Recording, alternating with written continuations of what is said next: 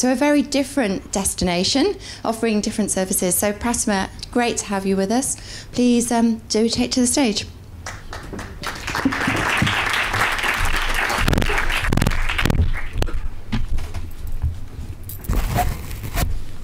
Thank you, Kerry, and thank you, GSA, for having us today. Well, I'm Pratima, and I am from the Economic Development Board of Mauritius. The EDB is the economic arm of the government of Mauritius.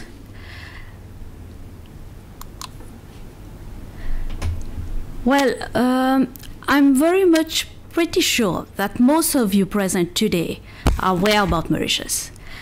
But for the very, very few of you for whom Mauritius is still unknown, it is an island which is located in the Indian Ocean with a landmass of 2,040 kilometers per square and 1.3 million inhabitants. Mauritius gained its independence in 1968 and became a republic in 1992, but it still remains a member of the Commonwealth. Though English is the official language and the medium being used in education as well as in business, well, it's good to note that French is widely spoken in Mauritius. Economically, Mauritius has been doing well, with a GDP per capita of 9,500 USD last year. And that also despite the difficult global economic conditions. Well, throughout its history, Mauritius has been able to demonstrate great resilience in face of hardship.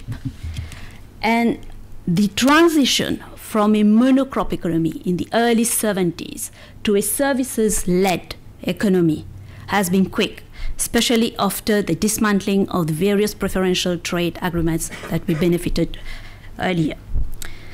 The focus nowadays is to have an innovation-led growth with emphasis on the development of key pillars of activity such as fintech, high-end manufacturing, or the development of the smart cities, among others. The economic success and performance of Mauritius has been widely acknowledged on the international front, as testified by the various accolades listed on the slide. You will note that the country is first in Africa in practically all the indices, including the ease of doing index as well. And more recently, Mauritius is the only African country, and above all, the only island state to be listed by Kearney in its new digital resonance metric. This bears testimony, in fact, to the that the country is also gaining prominence as a tech destination.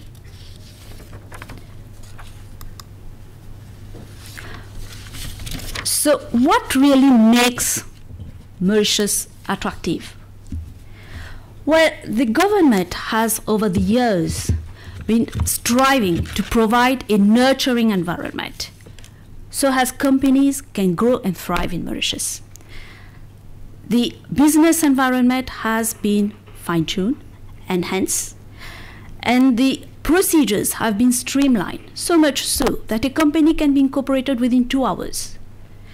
The taxation regime also has been harmonized with a flat 15% tax rate applicable across all boards. Now, the various reforms adopted by the government over the years has brought a transformation to the Mauritian economy. And the base now is well diversified with key pillars in the manufacturing, financial services, and construction. The ICT-BPO industry has also emerged as an important pillar with a contribution of 7.4% to GDP last year. Now coming specifically to the ICT-BPO industry. Well, its development and success would have been quite subdued had there not been some prompt actions and reforms undertaken. Several milestones have been met since 2002 when the country first got connected to the safe fiber optic cable. Subsequently, we had the construction of our first cyber tower. Those two elements constituted a cornerstone in the development of that industry. We had also legislative reforms with the enactment of our Data Protection Act, and then the amendment of the Data Protection Act in 2018. Mauritius got connected to Free International Gateway, so we had also enhanced our connectivity. And the setting up of the Mauritius Technologies Council this year further underlined the commitment of government in propelling the country into the innovation arena. Well, the performance of the ICT BPO has been quite remarkable last year, with a growth rate of 6.5%. The industry, which comprises around 850 companies, employs around 30,000 professionals spanning across various segments such as ITO, BPO, and IT services. Though IT outsourcing accounts for a major share of the industry, BPO remains a key generator of employment. Investment opportunities are thus available throughout those various segments, like BPO, ITO has highlighted earlier, and in those various service lines as well. But more recently, with the developments happening in the digital space, Mauritius has also been embracing opportunities in the emerging technologies segment, especially with regard to cybersecurity, cloud computing, medtech, edtech. Well, there is no doubt that since the year 2000, Mauritius has cemented its position as a credible outsourcing platform. And its attractiveness as a strategic and interesting destination has in fact encouraged multinationals having an expansion plan to have their centers in Mauritius as part of their global delivery model. Some key names are listed on the slide. And here we have the latest entrant as well, which is Objectivity, and which you will get to know more after this presentation. So why Mauritius? What makes Mauritius attractive? Well, its success is attributed to the right ecosystem that have been put in place, be it in terms of the economic, political, and social stability, the availability of state-of-the-art infrastructure, be it telecom or physical, as well as the bilingualism of our population. On the connectivity side, much efforts have been laid in enhancing the diversity and also increasing the redundancy. Mauritius, being an island in the Indian Ocean, is already, as I said, connected to Free International Gateway. And there is plan to connect to a fourth submarine cable by next year. The country is also first in Africa for being 100% fiber covered. And only last year, 5G has been deployed in some key strategic zones on the island. And there is plan also to extend that deployment throughout the country. Well, you will all agree with me that having access to a pool of trained, qualified, and skilled manpower is a key determining factor. And when it comes to the Mauritian resources, it's mainly quality over quantity. In fact, there has been several innovative programs put in place by government to encourage employers to fully engage in the training of their staff, be it prior employment or even post-employment. Moreover, there has been national initiatives such as the setting up of the Digital Industry Academy, which is based on a public-private model, and with the objective of creating that national pool of talent and also in meeting the needs of the industry. Another key element is the availability of infrastructure. And as you can note from the slide, Mauritius is well doted with state-of-the-art infrastructure and business parks, as well as plug-and-play buildings, and that too throughout the island, not specifically in a specific zone. The legislative framework has also been continuously reviewed and developed in line with international convention standards, as well as best practices. I mentioned earlier about the Data Protection Act, which was enacted in 2004 and further reviewed in 2018 to be aligned with the GDPR. And this, in fact, illustrates the commitment of the government to enhance the outsourcing credibility of the country. Well, the geopolitical location of Mauritius next to Africa and the fact that it also adheres to regional trading blocs makes it being increasingly leveraged as a gateway to Africa as well. But the country is also signatories to other various free trade agreements with global economies, which gives access, in fact, to a preferential market access to more than 70% of the world population. Well, as mentioned earlier, the objective of government is really to have an innovation-led growth. And the ambition is to transform Mauritius into a digital island.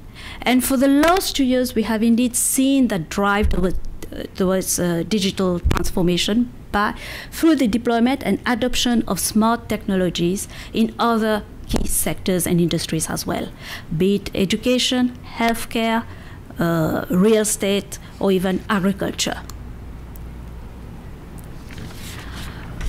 The business environment I mentioned has been enhanced over the years, and the fiscal regime has also been consolidated. And since 2020, there has been the introduction of 2 new schemes, namely the investment certificate and the premium certificate, which gives right, to companies to benefit from tax holidays upon satisfying certain conditions and criteria.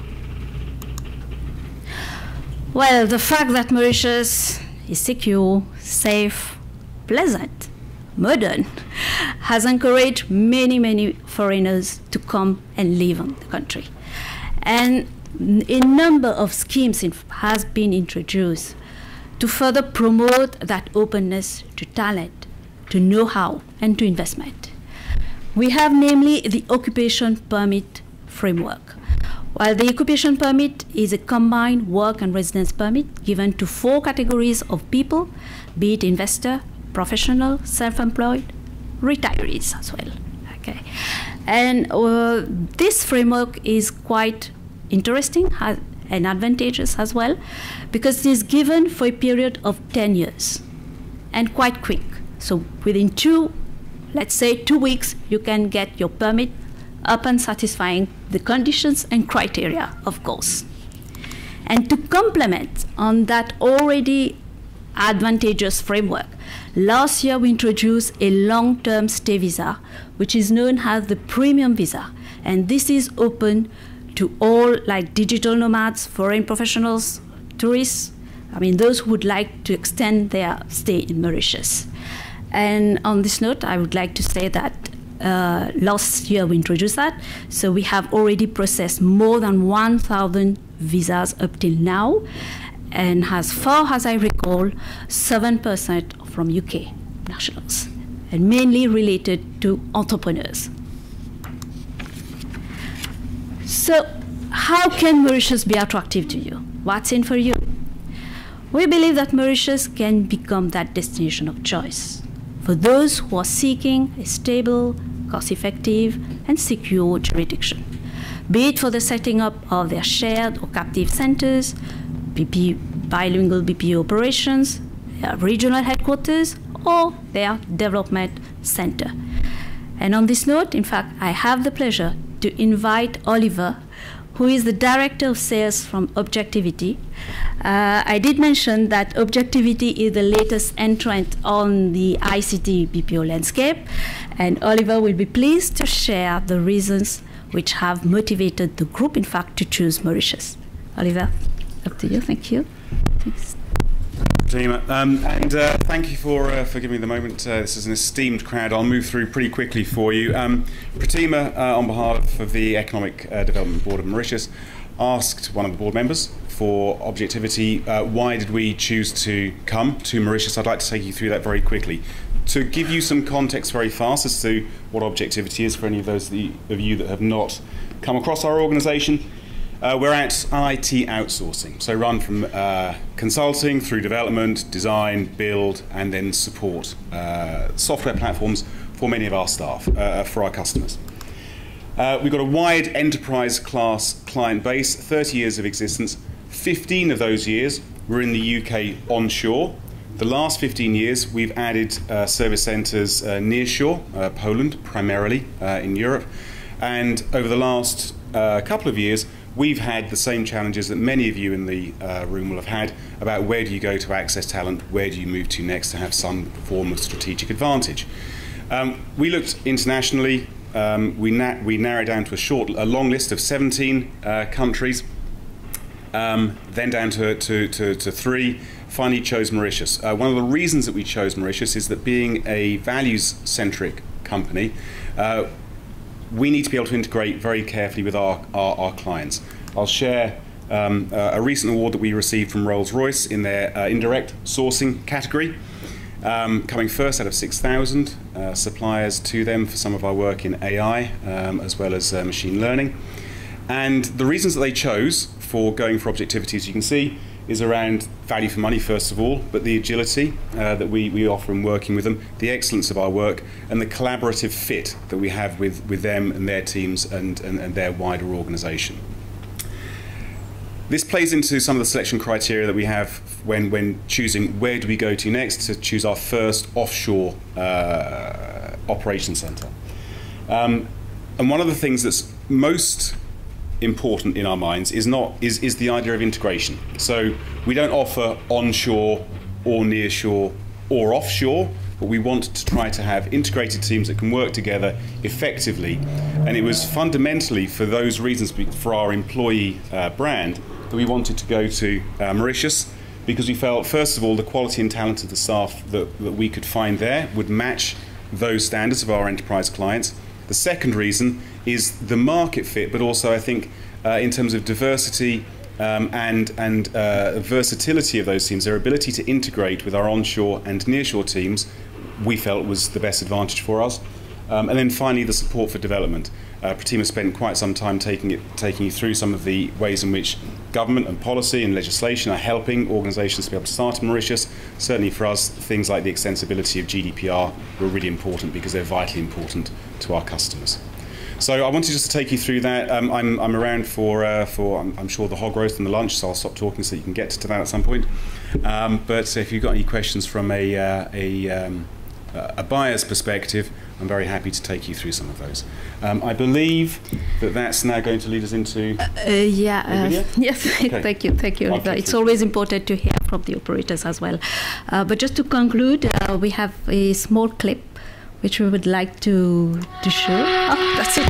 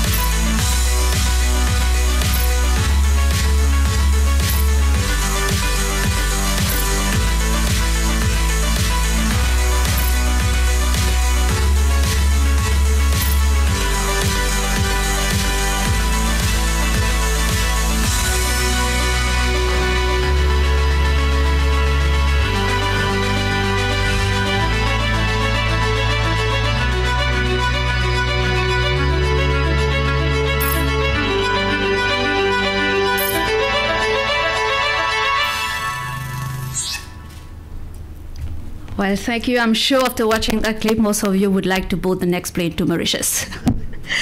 Well, you're all most welcome on our beautiful island. Thank you.